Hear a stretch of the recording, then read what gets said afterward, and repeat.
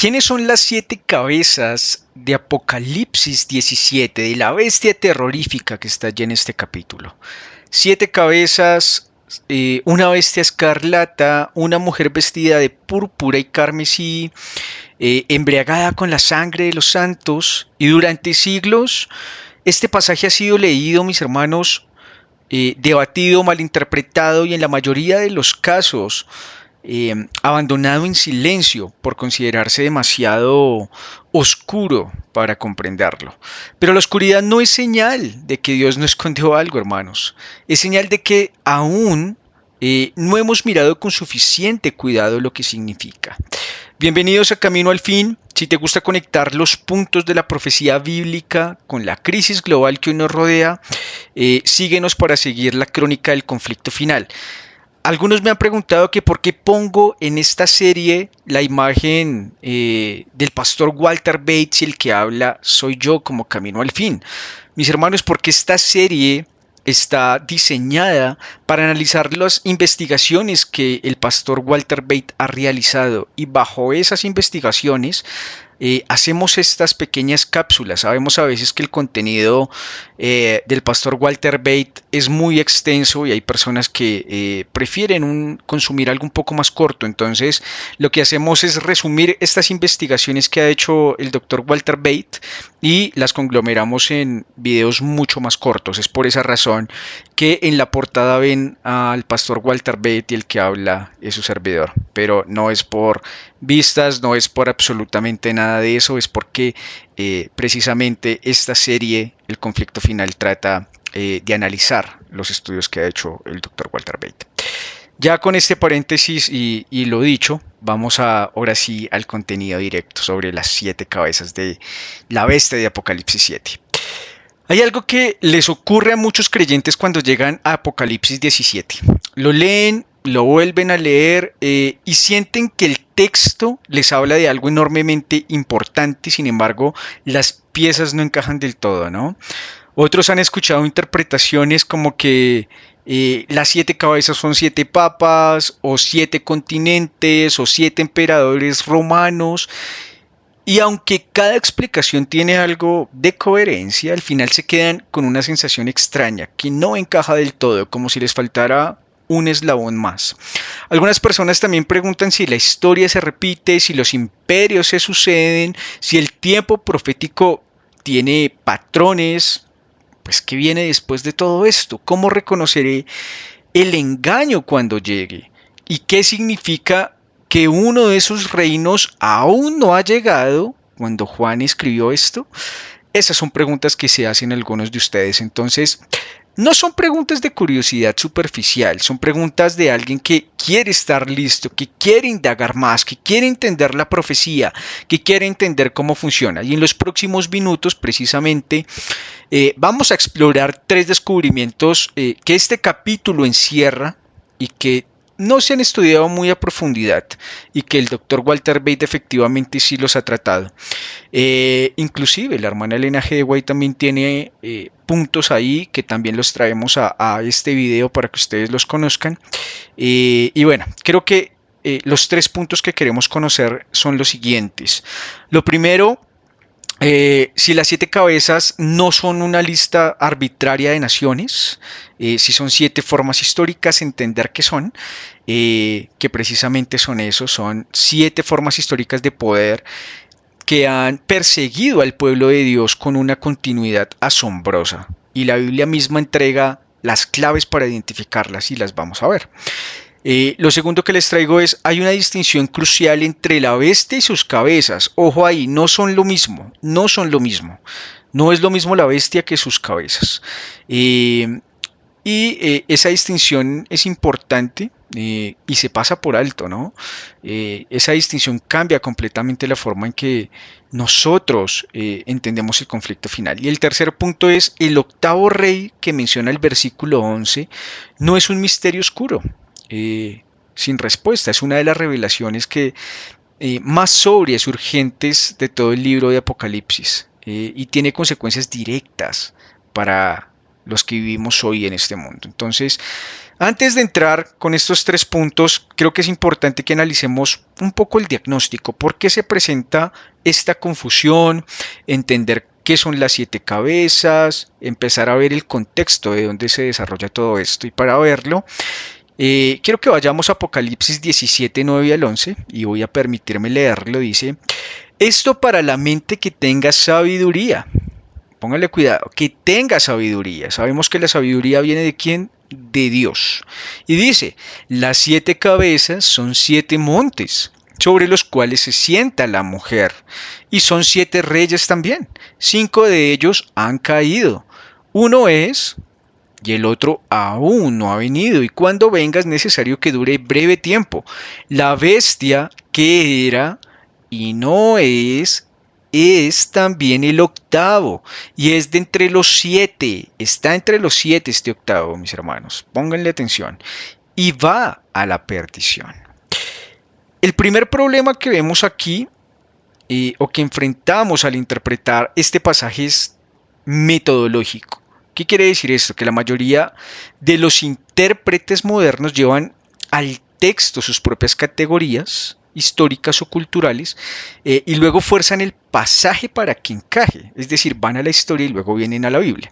El resultado es siempre el mismo, una lista que se ajusta temporalmente pero que carece de fundamento exegético, ¿sí?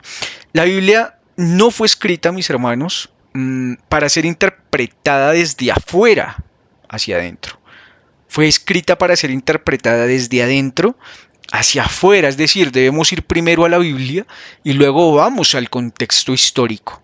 No vamos primero al contexto histórico y luego vamos a la Biblia. Ese es un error de estudio totalmente.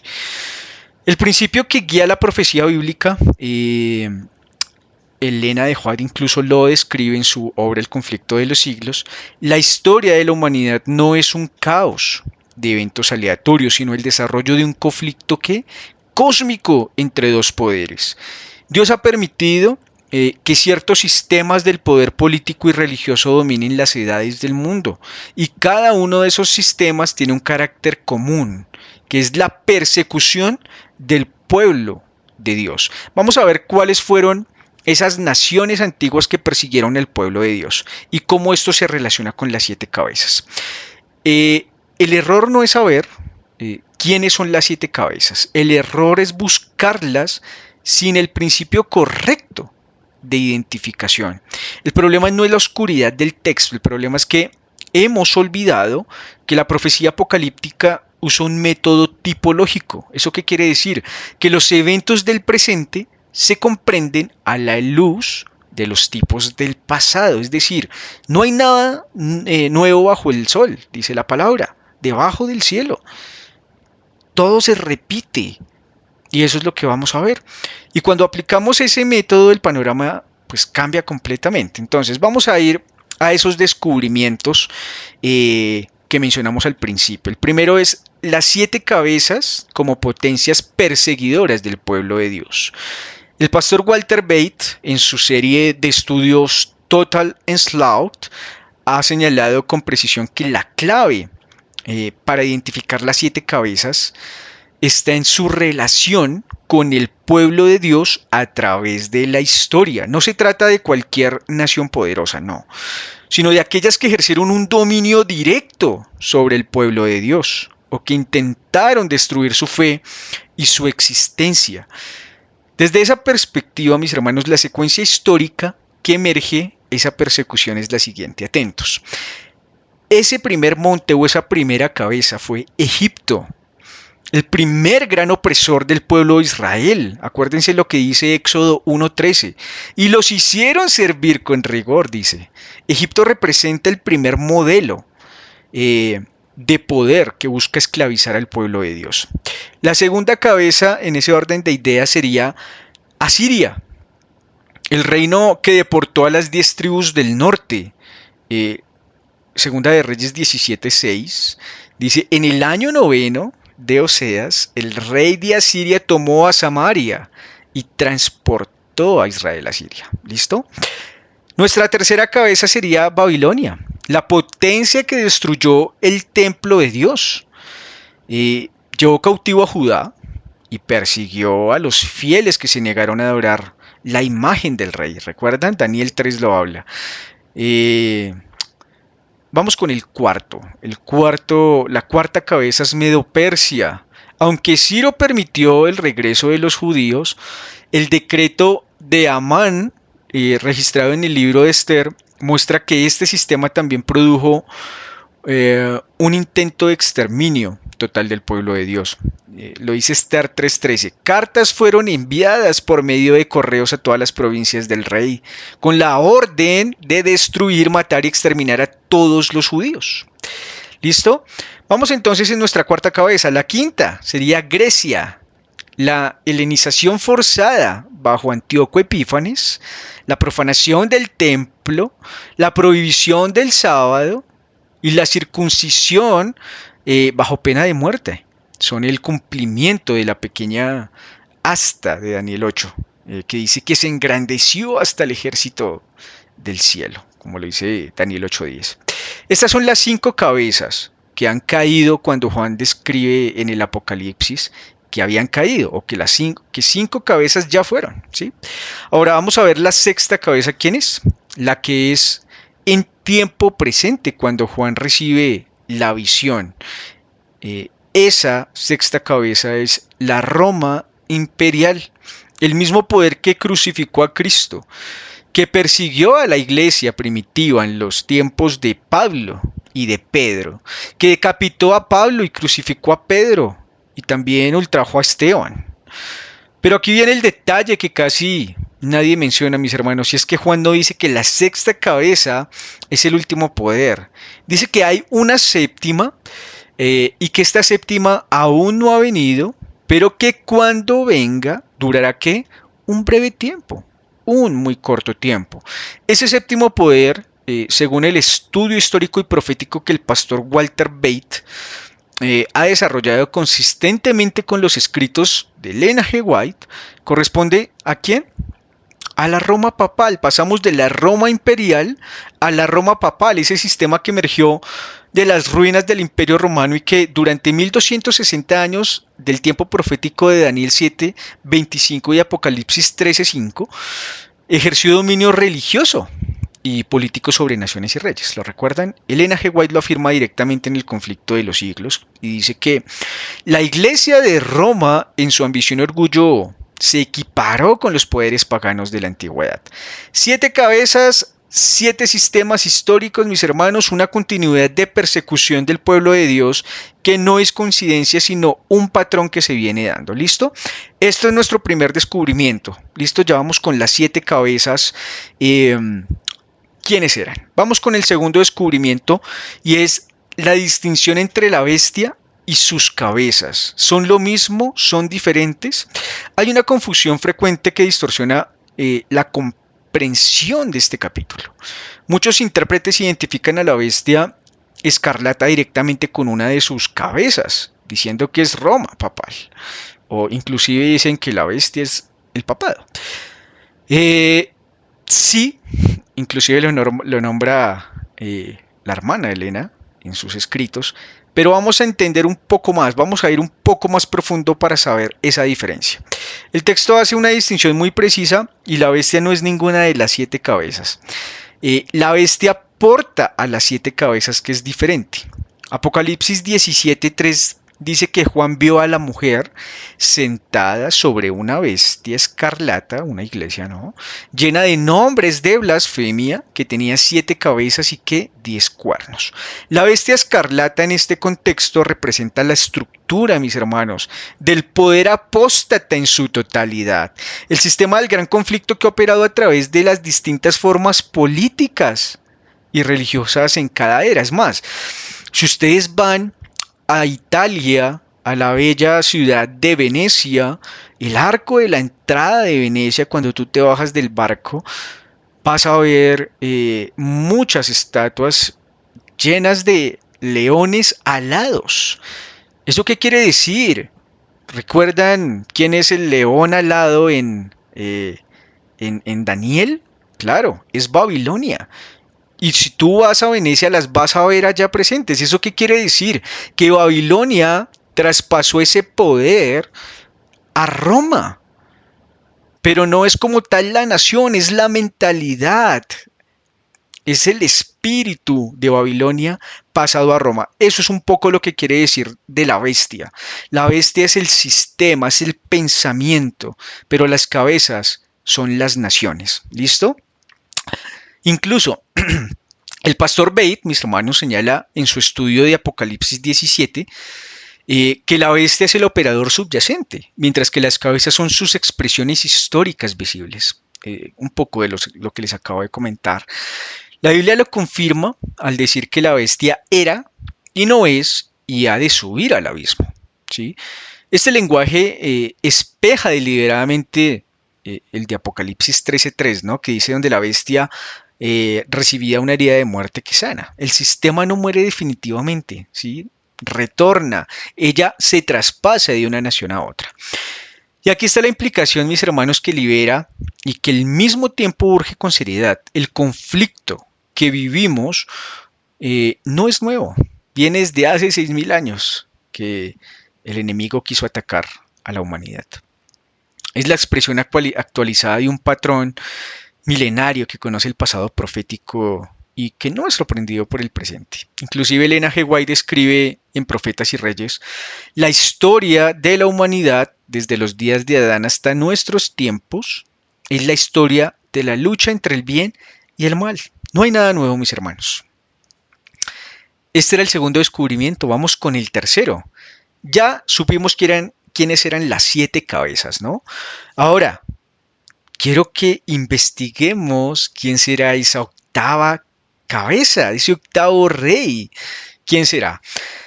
Llegamos a uno de los versículos más urgentes del capítulo, que es ese Apocalipsis 17:11, la bestia que era y no es también el octavo. Dice, que era, pero que no es también el octavo. Y es de entre los 7, o sea, qué versículo más confuso, ¿no?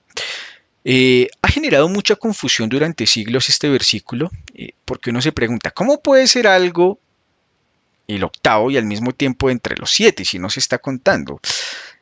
La respuesta que el pastor Walter Bate desarrolla con profundidad y que se ancla un poco a, bueno, firmemente en el método bíblico de interpretación bíblica es esta. El octavo rey no es un poder completamente nuevo, hermanos.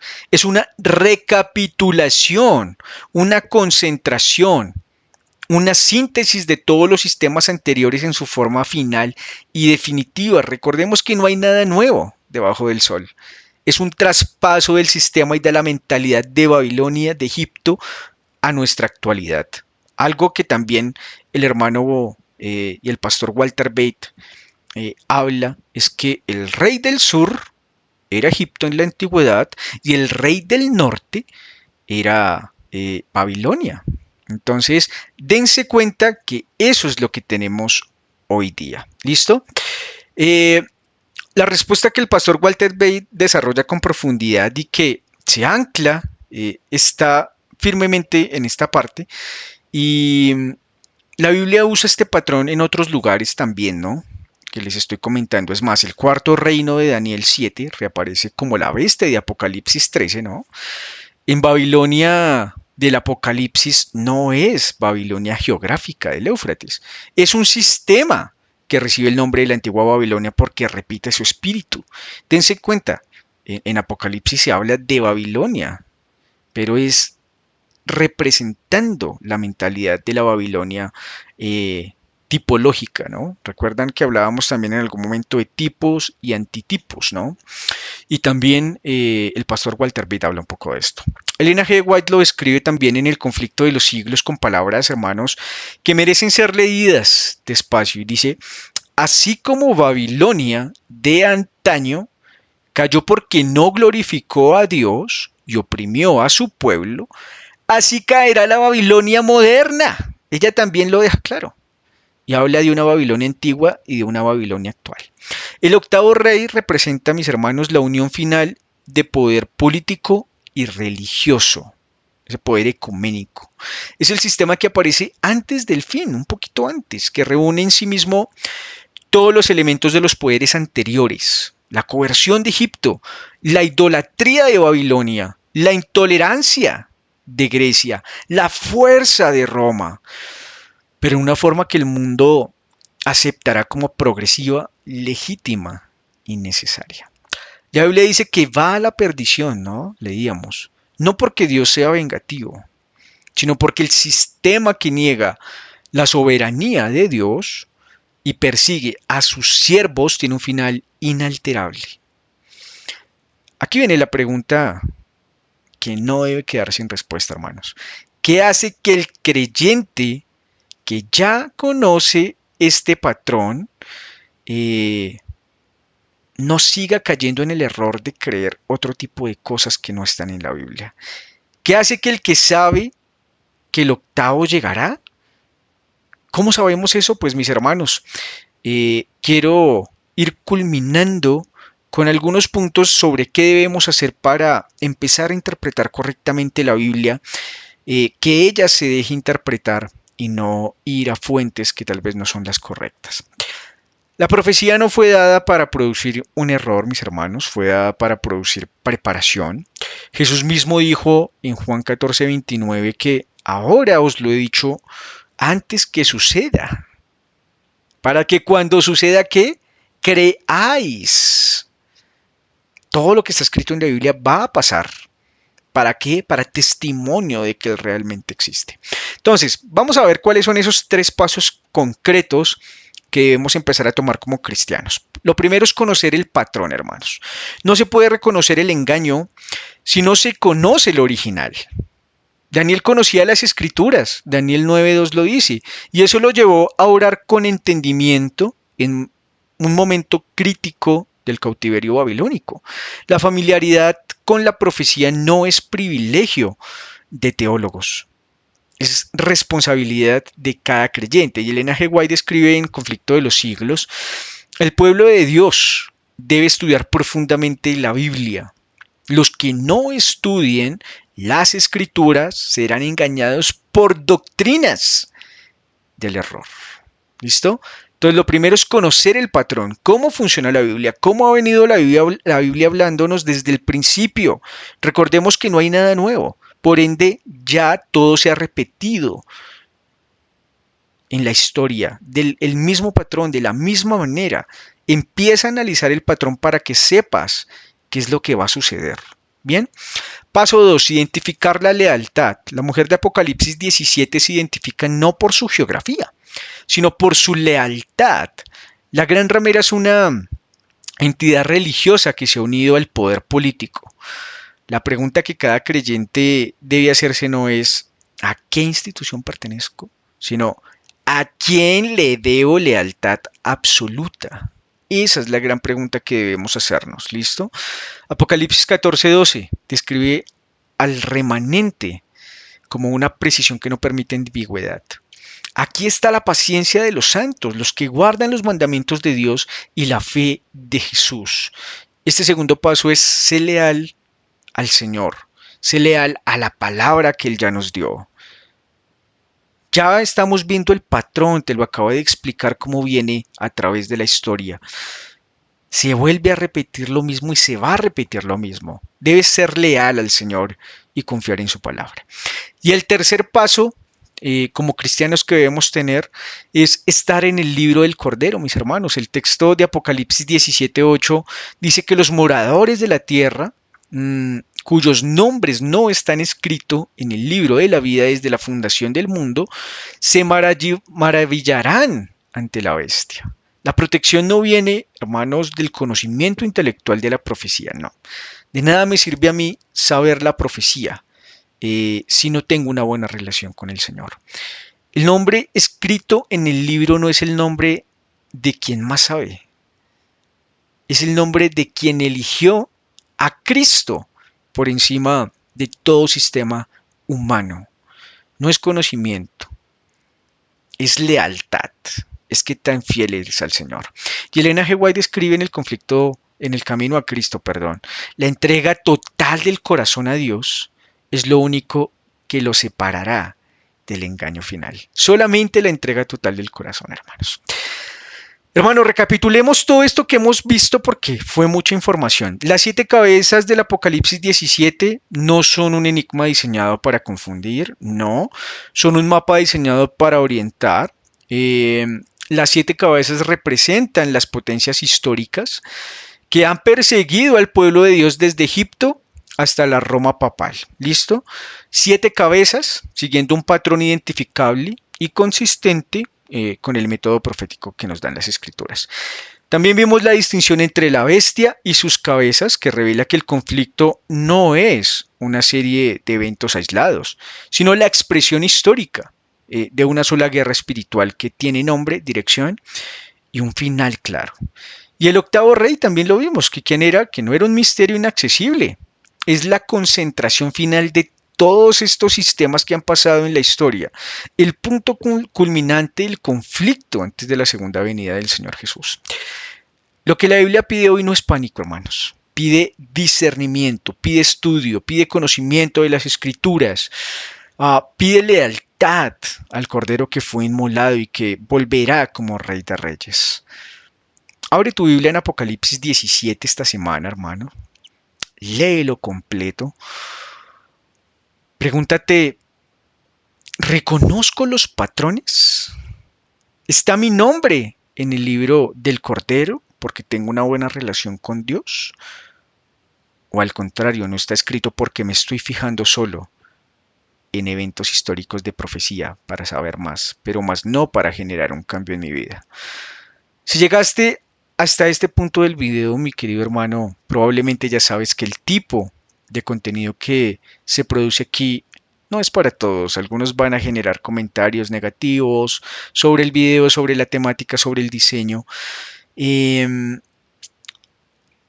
Pero más allá de esto, mis hermanos, tiene que haber una motivación, que es conocer al Señor Jesús, más de quien está hablando, más del canal, más del medio social, es que tú puedas entrar en conexión con el Señor. ¿Listo? Este canal existe para quienes quieren entender la palabra con la seriedad que requiere, con el tiempo en que vivimos. Si eso describe lo que tú estás buscando, si quieres seguir conectando más eventos que suceden hoy con la profecía, te invito a que nos sigas, a que te quedes aquí en este canal.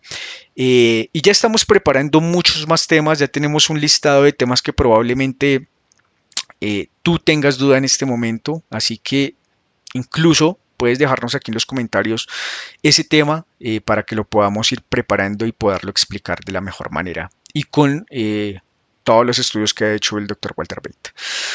Antes de cerrar este video, mis hermanos, hay una pregunta que me interesa dejarte y que respondas, si quieres, aquí en los comentarios o allá en tu casa personalmente, y es, de las 7 potencias que hemos identificado hoy, ¿cuál es la que más te impacta cuando la ves reflejada en el mundo actual? ¿Cuál crees que se está presentando hoy de esas 7 que ya se presentaron?